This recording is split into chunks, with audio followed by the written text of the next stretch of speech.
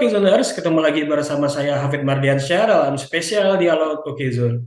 Pada edisi kali ini, kita akan memasuki edisi spesial kemerdekaan, di mana spesial dialog akan membahas konten-konten yang berhubungan dengan sejarah, budaya, dan pernak-pernik kebudayaan lainnya. Seperti pada kesempatan kali ini, kita sekarang sudah terhubung dengan sejarawan dari Universitas Gajah Mada, Dr. Sri Margana MPhil. Selamat pagi Mas Margana, Selamat pagi, Mas. sehat ya berarti ya? Alhamdulillah, saya. Sehat. Kayaknya belakangan ini sibuk banget nih. Ya, lagi banyak eh, kerja riset sana sini dan juga Eh, mempersiapkan itu teman-teman Bagi peneliti. occasioners yang belum tahu nih, Mas Margana ini merupakan salah satu anggota dari Komite Repatriasi Benda Sejarah dan Budaya Indonesia. Beliau yang berperan membuat pemerintah Belanda mengembalikan barang jarahan yang sempat diambil di jarah dikembalikan ke Indonesia. Kita akan membahas itu Mas sekarang.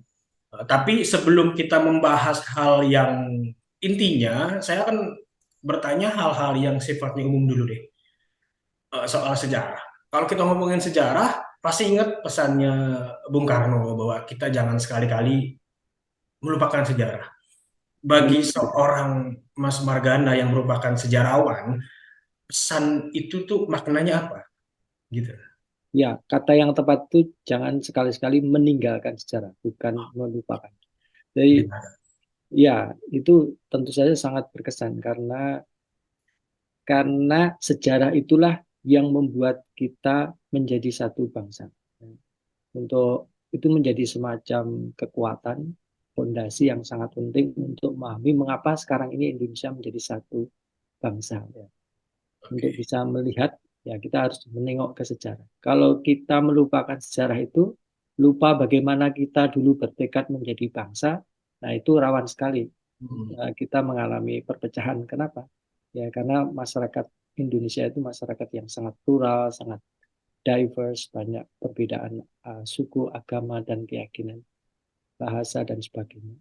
Jadi itu kita harus selalu mengingat atau tidak boleh meninggalkan sejarah demi untuk memperkuat atau mempertahankan persatuan dan kesatuan, keutuhan sebagai suatu nation state. Satu. Jadi sebagai refleksi juga ya untuk meningkatkan nasionalisme gitu ya. Ya, betul. Tapi Mas, hal yang menjadi isu sekarang di kalangan sejarah mungkin ya, bagaimana caranya mempelajari sejarah eh, di tengah menjamurnya disinformasi dan hoax. Ya, Ada disrupsi informasi gitu kan. Ada banyak sekali yang beredar. Bahkan kita sampai beberapa kalangan masyarakat tidak bisa membedakan mana itu sejarah yang asli, mana yang sifatnya konspirasi gitu misalkan seperti itu. ya. Sialnya banyak masyarakat yang lebih percaya konspirasi malahan gitu kan daripada sejarah-sejarah yang memang sudah terkonfirmasi. Nah, dari pandangan Mas Margana sendiri seperti apa melihat itu? Ya, kita tidak bisa membendung ya meluasnya teknologi informasi dan juga perkembangan sosial media di mana semua orang bisa speak up tentang apa saja, termasuk sejarah gitu ya. Oleh karena itu, sejarawan pun seharusnya perlu speak up juga untuk bisa, terutama kita harus responsif pada setiap ada informasi-informasi historis yang mungkin tidak sesuai atau tidak sesuai dengan fakta-fakta sejarah. Nah, sejarawan itu perlu speak up. Kalau tidak, nanti hal-hal yang seperti itu dibiarkan nanti ya dianggap benar. Hmm. Nah, itu yang pertama. Yang kedua, semuanya harus dikembalikan pada ahlinya, dikembalikan pada referensi sejarah yang akurat, yang kredibel, yang bisa dipercaya. Tentu saja ini adalah berdasarkan kajian-kajian akademis dari para sejarawan dengan teori metodologi yang benar, sehingga itu lebih bisa dipercaya daripada sekedar teori-teori konspirasi yang banyak berkembang di sosial media. Tapi ada nggak sih ciri-ciri yang paling kelihatan mana sejarah asli, mana yang konspirasi itu? Ada Ya, ciri-ciri. ya, ya, karakter sejarawan itu biasa biasa eh, dalam menarasikan sejarah itu selalu mereverse pada sumber primernya. Jadi misalnya kalau ada berita atau fakta seperti itu dasarnya apa, merujuk pada yang mana.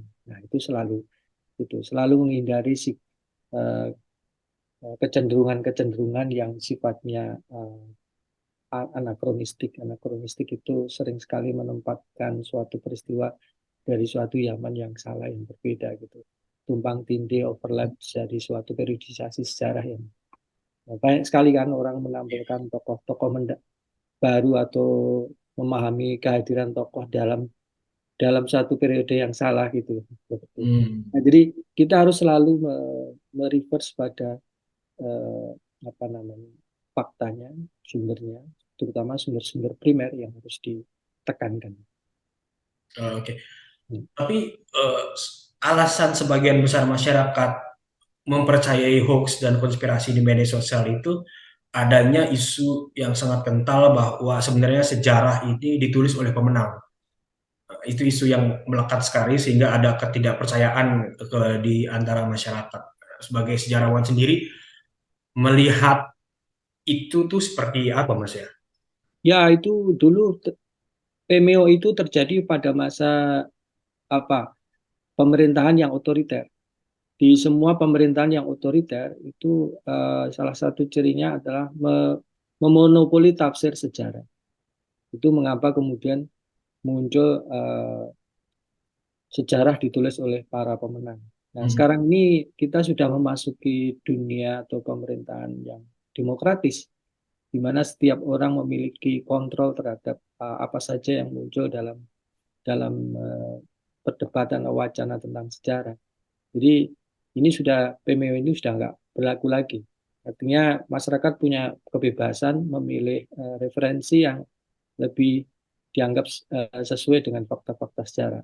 Tidak peduli itu datangnya dari apa negara atau non negara. Tapi saya selalu menyarankan agar kalau persoalan-persoalan sejarah hendaknya diletakkan pada referensi sejarah yang berbasis pada penelitian yang benar. Intinya memang data primernya harus kuat dulu ya sebelum kita. Betul, betul. Oke, Mas. Kita masuk inti nih ya. Masuk inti. Kemarin beberapa waktu lalu pemerintah Belanda mengembalikan terakhir itu sekitar 472 barang sejarah ya, hasil jarahan ke Ya, Indonesia. Itu cukup bersejarah sebenarnya kan. Ya. Cuma ya, ya. eh, bisa diceritakan nggak awal mula kenapa pemerintah Belanda itu mengembalikan ratusan barang bersejarah? Mungkin dari awal bisa diceritakan, Mas. Ya, jadi dari awal ya, sebetulnya sejak masa Soekarno dulu, pada saat KMB, Hmm. Muhammad Yamin itu pernah meminta agar benda-benda Indonesia yang ada di Belanda itu dikembalikan. Jadi sejak perjanjian KMB itu kita udah minta, gitu. Tapi Oke. waktu itu tidak ditanggapi, hanya apa namanya akan dipertimbangkan, akan dibicarakan gitu. Baru kemudian realnya itu tahun 1975. Oke. Nah, itu ketika pemerintah Indonesia resmi pada masa Soeharto ya, resmi Hmm. membuat perjanjian tentang pengembalian benda-benda sejarah Indonesia yang dirampas oleh Belanda dan disimpan di sana. Nah, waktu itu inisiasi pertama itu dikembalikannya itu patung itu buatnya Paramita itu ya. Ya, Oh ya, ya itu yang berasal dari Singosari kalau tidak salah ya Singosari ya. tahun 75. Nah, itu sebagai benda yang pertama dikembalikan ke Indonesia pada masa itu. Hmm. Nah, bersamaan dengan tahun 75 itu sebetulnya pemerintah Indonesia sudah mengajukan ratusan artefak ya yang ingin minta dikembalikan. Tapi yang pertama baru itu aja dulu baru itu yang dikembalikan. Kemudian secara bertahap kemudian sporadik itu eh, dikembalikan pula itu pelana kudanya Pangeran Diponegoro. Kemudian diikuti dengan misalnya negara Kertagama, naskah negara Kertagama yang diambil dari Lombok pada masa itu. Kemudian disusul dengan itu tongkatnya Pangeran Diponegoro. Oke. Kemudian yang sebelum yang ini ada keris Pangeran Diponegoro. Hmm. Kiai Nogo Siluman itu. Hmm. Kemudian ada ratusan ribuan mungkin benda koleksi Museum Dalat di Belanda telah dikembalikan ke Indonesia, walaupun prosesnya rumit sekali. Dan dengan di sini ada gap yang panjang antara antara tahun sejak permintaan pertama tahun 49, kemudian direalisasikan untuk 75. Nah, sekarang tahun yang terakhir kemarin ya 2020 ya, Iya. 21 ya, 2021 Keris Diponegoro itu berarti ya jaraknya 50-an tahun baru dilaksanakan apa. Jadi sebetulnya eh, permintaan itu sudah lama, perjanjian sudah dari tahun 75 itu yang sudah disepakati itu belum semua dikembalikan, belum direalisasikan seperti termasuk itu yang belum direalisasikan itu regalia kerajaan dulu, kemudian Al-Qur'annya Tengku Umar, kemudian apalagi itu benda-benda yang oh Java Man ya, eh, tengkorak Java Man Oh itu yang semua sebetulnya sudah diminta sejak tahun 75 itu. Pithecanthropus erectus itu ya. Ya, kan Propos Erectus itu sudah diminta dari sejak tahun 75 tapi mendapat halangan karena pemerintah Belanda bersikukuh eh, dan benda-benda itu berada di museum-museum yang berbeda dan setiap museum punya kebijakan sendiri. Nah, kalau misalnya di Leiden dan di Museum Volkenkunde Leiden dan Rijksmuseum Amsterdam itu mengharuskan semua benda yang akan dikembalikan harus didahului dengan provenance research, yaitu riset untuk menggali asal-usul dari benda itu. Nah, Hmm. kalau yang Java Man ini kan letaknya di Naturalis Museum di Belanda dan mereka punya kebijakan sendiri, mereka bersikukuh bahwa ini bukan barang jarahan, tapi ini barang hasil dari ekskavasi ilmiah. Jadi karena menurut perjanjian itu eh, barang-barang yang bisa dikembalikan ke Indonesia adalah barang-barang yang dijarah atau yang melibatkan kekerasan atau istilahnya Belanda itu roofkunst. Roofkunst itu roof itu dirampok, kunst itu benda seni, benda-benda seni yang dirampok atau dijarah, ilegal lah, ilegal objek. Hmm. Nah, itulah yang membuat mengapa prosesnya jadi lama kan. Karena provenance research itu tidak mudah juga. Iya. Misalnya Keris Diponegoro itu, Pangeran Diponegoro, Kiai Nogo Siluman, itu risetnya 12 tahun. Sejak, ya, sejak mulai riset sampai 3 tim yang berbeda dibentuk untuk melakukan riset, sampai kemudian diputuskan dikembalikan itu, diverifikasi dulu ya, terus kemudian dikembalikan itu eh, sampai 12 tahun. Itu karena tidak mudah mencari fakta-fakta historis mengenai bagaimana sampai benda itu sampai di situ. Sampai Hmm. dari Indonesia kok bisa sampai Belanda, bagaimana dulu ceritanya. Itu harus di riset dulu. Kira-kira ada berapa ribu lagi barang-barang yang belum dikembalikan pemerintah Belanda? Diperkirakan kira-kira ya 140-an ribu items. 140.000 Items ya. item. Iya, itu kan itemnya banyak yang kecil-kecil ya. Misalnya Lombok Treasure itu kan ada gelang, ada apa namanya keris, ada macam-macam perhiasan-perhiasan yang kecil-kecil. Ya itu makanya kalau dihitung secara kuantitatif itemsnya itu memang ribuan. Banyak ya, tapi ada yang misalkan berapa ribu satu kesatuan gitu ya. Ya, Tapi sebenarnya ini ada kaitannya dengan pemerintah Belanda yang memohon maaf. Berita-berita sebenarnya pemerintah Belanda mau memohon maaf atas perbudakan dan penjajahan yang sempat dilakukan Belanda terdahulu ke Indonesia. Gitu kan. Nah, bagi Mas yang melihat dari kacamata sejarah itu, bagaimana ya permohonan maaf itu? eh, Apa? kalau pengembaliannya itu sendiri tidak ada kaitannya dengan permohonan maaf karena kan perjanjian sudah dilakukan sejak tahun 75. Oh, Ya ini kan? kita Ya, hanya menagih ya sifatnya ya ya. permohonan maaf ini lain ceritanya lain itu. Kalau Hmm. permohonan maaf ini kan lebih didasarkan pada hasil penelitian tim riset sejarah Belanda yang baru diumumkan kurang lebih tahun lalu itu, yang disebut riset dekolonisasi itu.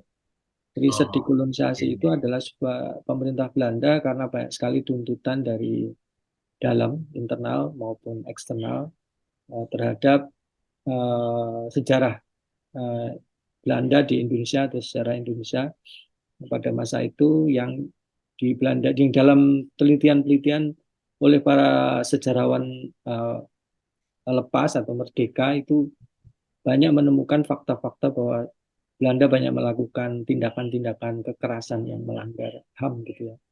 Sehingga itu cukup mengganggu masyarakat Belanda Oke. dalam hal citra ya, citra negara, citra masyarakat seperti itu. Sehingga dilakukanlah tim riset ya, dibentuk tim riset dilakukan penelitian yang sangat luas, mulai menggelontorkan kurang lebih 4 juta euro untuk riset itu Hmm. dan juga mencoba untuk melibatkan peneliti-peneliti dari Indonesia juga. Kemudian dari hasil riset ini kemudian memberi rekomendasi bahwa mereka menemukan fakta-fakta yang tidak bisa dibantah lagi tentang itu kekerasan yang dilakukan oleh Belanda. Mereka menyebutnya sebagai excessive violence gitu, kekerasan yang eksesif yang walaupun tidak mau mengatakan sebagai kejahatan perang gitu. Tapi mereka tidak bisa uh, memungkiri fakta temuan-temuan itu.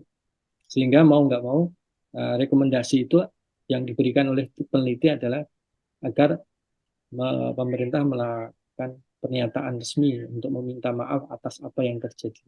Nah itu dilakukan pertama oleh Willem Alexander ketika berkunjung ke Indonesia tahun 2021 itu bersamaan dengan pengembalian keris Diponegoro itu, Ya, ya.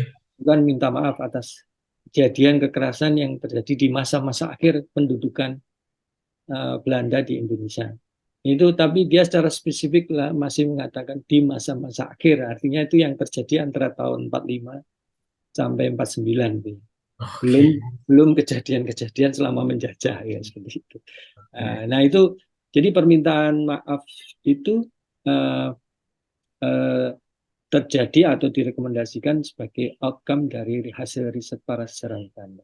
Nah, kalau tentang perbudakan itu lain lagi, karena di Hmm. samping ada tim yang melakukan riset tentang kekerasan atau selama pendudukan di Indonesia, juga ada tim lain yang melakukan penelitian tentang perbudakan yang dilakukan oleh Belanda di seluruh dunia, keterlibatan Belanda dalam perdagangan budak. Nah, ini dulu dipicu oleh isu itu, isu Black Lives Matter itu. Ketika di Amerika Oke. terjadi Ya, kematian ya, seorang ya. kulit hitam oleh polisi kulit putih Amerika, muncul protes di seluruh dunia sampai isunya sampai kepada bagaimana ceritanya orang-orang apa kulit hitam Amerika itu datang di dulu berasal dari hasil perbudakan. Sehingga pada masa itu Columbus yang dulu itu dianggap sebagai hero, pahlawan dan jadi patung-patungnya di mana-mana ditopo gitu karena dianggap bertanggung jawab terhadap praktek perbudakan di seluruh dunia itu. Nah, termasuk Belanda ini ikut serta di dalam praktek perbudakan dunia ini sejak abad ke-17 itu sudah terjadi Hmm. perdagangan budak dari jalur Afrika Barat, Afrika Selatan, Timur sampai India sampai Indonesia, Banda itu terlibat sampai nanti di Amerika juga terlibat karena Belanda punya jajahan juga koloni juga di Amerika. Sehingga sama tim riset ini di Amsterdam dari IISG International Institute for Resilience atau Institut Internasional untuk Sejarah itu uh, yang dikepalai oleh Nancy Zhou itu keturunan Indonesia, keturunan dari Papua yang tinggal di sana. Kemudian merekomendasikan juga hasil riset itu bahwa Belanda ikut terlibat di dalam perbudakan itu yang dikecam oleh dunia itu, sehingga Perdana Menteri Rutte dari Belanda juga meminta maaf terhadap keterlibatan Belanda dalam praktek perbudakan.